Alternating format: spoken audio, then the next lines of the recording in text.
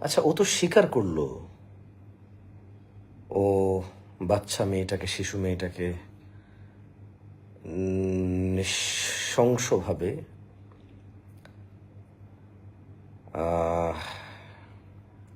ওর উপরে জুলম অত্যাচার করেছে এবং ওকে হত্যা করেছে। এটা তো ও স্বীকার করছে। এখন ওর বিচার করতে অসুবিধা কোথায় আসলে? দেশের সরকার, দেশের আইন আদালতের প্রবলেমটা কোথায় আসলে? দেরি কেন হচ্ছে? মানে অপরাধী তো নিজে বলতেছে যে সে এমন মানে পৈশাচিক অপরাধে সে লিপ্ত এবং সে নিজ মুখে স্বীকার করতেছে। আমি একটা নিউজ দেখলাম যে অপরাধী নাকি পুলিশের কাছে বা আদালতের কাছে নিজের অপরাধ স্বীকার করেছে। এখন ওকে কোমর সমান মাটিতে পুঁতে পাথর মেরে মেরে মৃত্যু নিশ্চিত করতে অসুবিধাটা কোথায়? মায়াটা কার লাগতেছে ওর জন্য বুঝতেছি না আসলে। ওকে, গণতন্ত্র পৃথিবী উদ্ধার করবে যাদের বিশ্বাস, গণতান্ত্রিকভাবে যারা ইনিল হুকমু ইল্লা লিল্লাহ, আল্লাহর দেওয়া বিধিবিধান শাস্তিকে যারা মনে করে সমাধান না। ডক্টর কামাল একটা অপরাধের একটা শাস্তি লিখে দিয়ে গেছে বাংলাদেশের সংবিধান। তো ওখানে 7 বছরের শিশু, নিষ্পাপ ওই ফুল, তাজা ওই প্রাণ, এই যে পৈশাচিক একটা নির্যাতনের শিকার হয়ে পৃথিবী ত্যাগ করলো, নিরপরাধ নিষ্পাপ এই মেয়েটা। গণতন্ত্র আর ডক্টর কামাল কি শাস্তির কথা বলে গিয়েছে, ওইটা করেন না, কিছু তো বলে গেছে মনে হয়। গণতন্ত্রে আসলে কিভাবে বিচার করে? অপরাধী যখন নিজ মুখে অপরাধকে স্বীকার করে এবং অপরাধের আলামত সবকিছু অ্যাভেলেবেল, তাজা ঘটনা, এমন অবস্থায় আসলে গণতন্ত্র বিচার প্রক্রিয়াকে কিভাবে সমাধান করে? ঘুম তো আসছে না, ঘুম আসছে না, সত্যি ঘুম আসছে না। বাসায় ভাই ভাতিজি আছে, বাচ্চা কাচ্চা আছে, ভাগ্নি আছে, ভাতিজি আছে, মেয়ে আছে, কারো নাতনি আছে, কারো মানে আত্মীয় স্বজন আছে। মানে ওর বিচার দায়ভার যাদের কাছে, তারা ঘুমাবে কিভাবে আজকে আসলে? অনেকে বলছে তার ফাঁসি চায়। ইসলাম কিন্তু বিবাহিত জানাকারীকে ফাঁসি দেয় না। কোন নারী এবং পুরুষ একমত হয়ে যদি উভয় জানা করে, বিবাহিত লোককে কোমর পর্যন্ত পুরুষকে গেড়ে পাথর মেরে রজম করার বিধান দেয় ইসলাম। আর রেপ এবং হত্যা তো অনেক দূরে, শিশু অনেক দূরের বিষয়।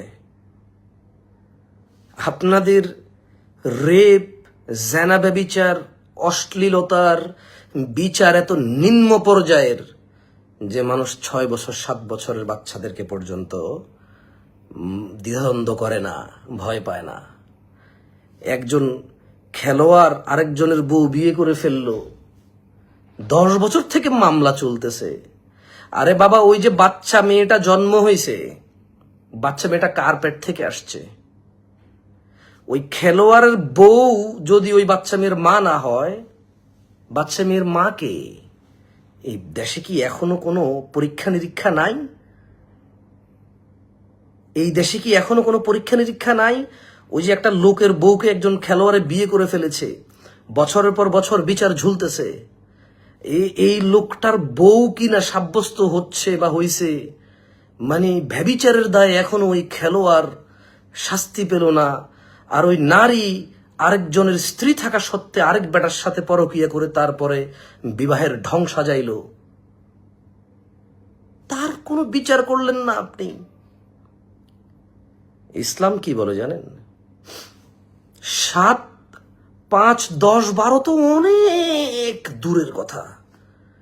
কোন 45-50 বছরের নারী যদি বিবাহিতা হয়, কোন 60-70 বছরের পুরুষ যদি বিবাহিত হয়, সে যদি নিজ ইচ্ছায়, কোন মহিলা নিজ ইচ্ছায়, উভয় তারা পুরুষ নারী নিজ ইচ্ছায় যদি তারা যৌনকর্ম সম্পন্ন করে, তারা যদি এটাকে ব্যভিচার হয়, বিবাহিতকে ইসলাম, বিবাহিতাকে এবং বিবাহিতকে, পুরুষ এবং নারীকে ইসলাম রজম করার বিধান রেখেছে।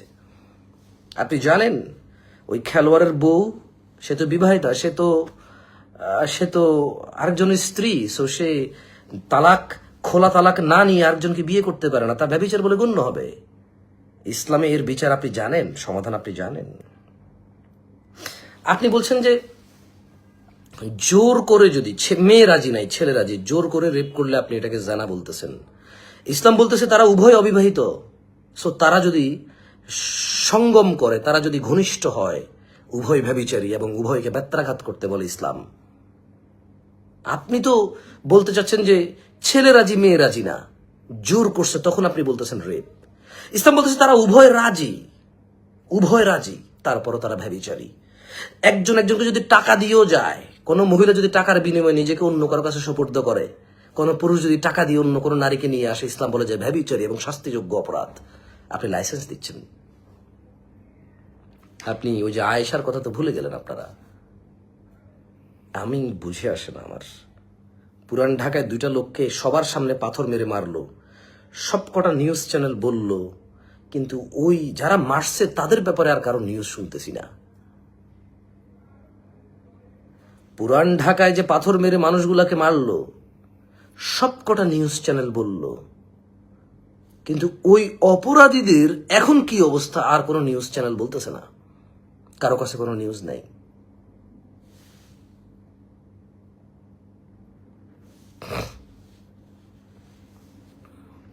মানে কিভাবে ঘুমাচ্ছেন যারা ঘুমাচ্ছেন আমি বুঝতেছি না আসলে। কি করা যায় বলেন তো? ওর বিচার মানে কেন লেট হবে? বিচার বিভাগ কি জানতে চায়?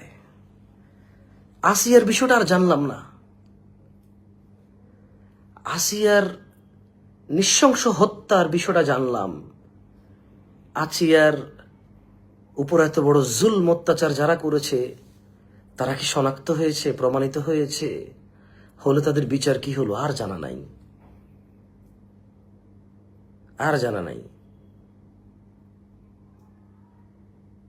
মানে কি করা যায় বলেন তো? মানে কি করা যায়, মানে কিভাবে এই সমাজে ন্যায় প্রতিষ্ঠার জন্য ন্যায়ভাবে কন্ট্রিবিউশন করা যায়? This is a big question now. আমি আবারও বলি, this is a big question, অনেক বড় প্রশ্ন এটা, যে কিভাবে ন্যায়সঙ্গতভাবে এই সমাজ ব্যবস্থাকে হেল্প করা যায় ন্যায় বিচার প্রতিষ্ঠায়। কারণ অনেক সময় আমরা ন্যায় করতে যাই নিজেরাই অন্যায় করি।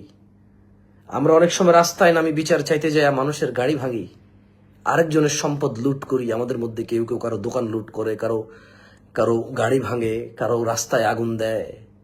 দেখা যায় ন্যায় করতে যাই আমরা অনেক সময় অন্যায় করি। আমি বলতে চাচ্ছি ন্যায়সঙ্গতভাবে ন্যায় প্রতিষ্ঠায় কিভাবে ভূমিকা রাখা যায়। কলিজাটা একদম ফেটে যাচ্ছে, ভালো লাগছে না, মনটা খুব খারাপ, অসহনশীল অবস্থা, আর ভালো লাগছে না আসলে। আজকে মসজিদে গেলাম ঈশার সময়, যা কজন বন্ধু বান্ধব চিনি সবার মুখে একটাই কথা। তখন আমার মনে পড়লো যে আসিয়ার বিষয়টা তো ভুলে গেলাম আমরা সবাই। এখন আসলো লামিসা, তারপরে কে আসবে আবার?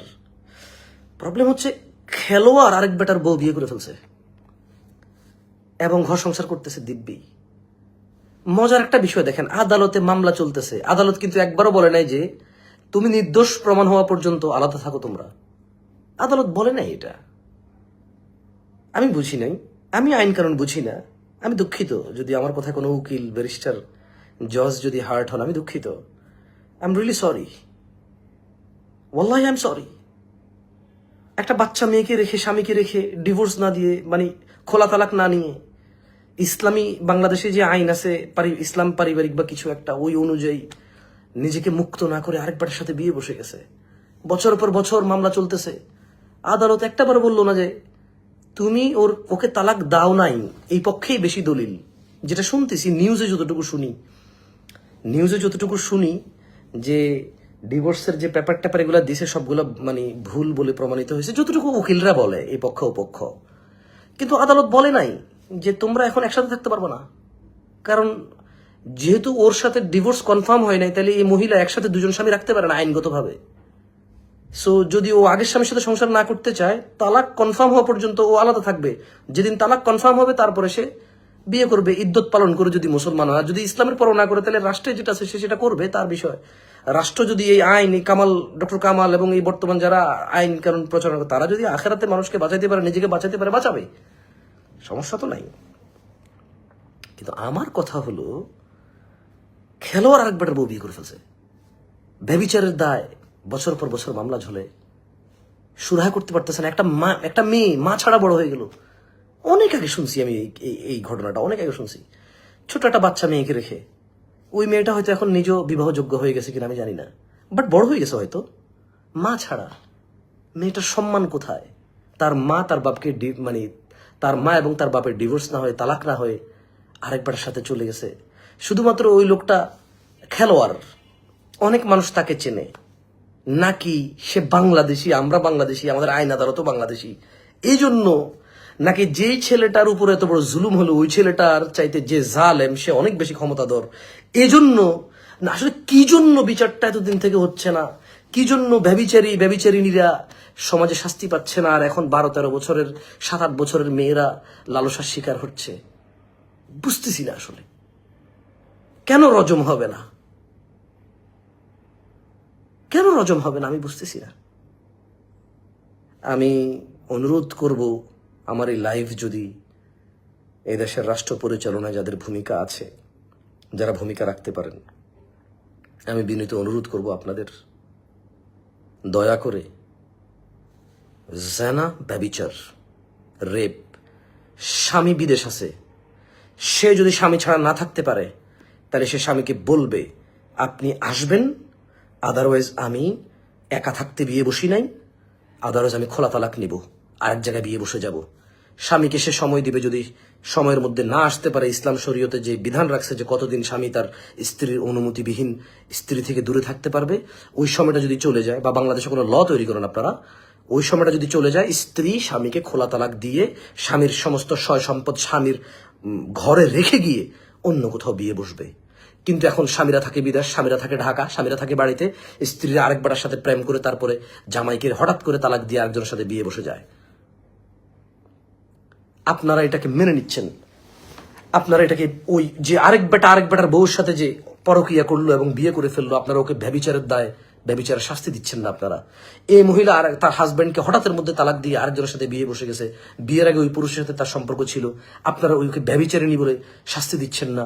আজকে 7 বছর 8 বছরের মেয়েরা ব্যভিচার এবং জুলম, অত্যাচার, রেপের শিকার হয়ে জীবন পর্যন্ত নাশ করতে হচ্ছে, এবং তারা কত বড় অত্যাচারের শিকার হচ্ছে। তারা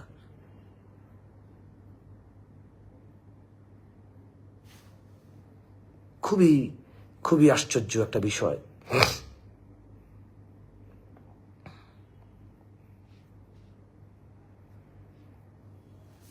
তবে আমি ওই যে দেখেছি, ওই যে খেলোয়াড় এবং তার ব্যভিচারী মানে আরেকজনের স্ত্রীকে যে নিয়ে গেছে, আসলে একসাথে কি 2 বিয়ে বাংলাদেশের ল হয় কিনা আমি জানি না।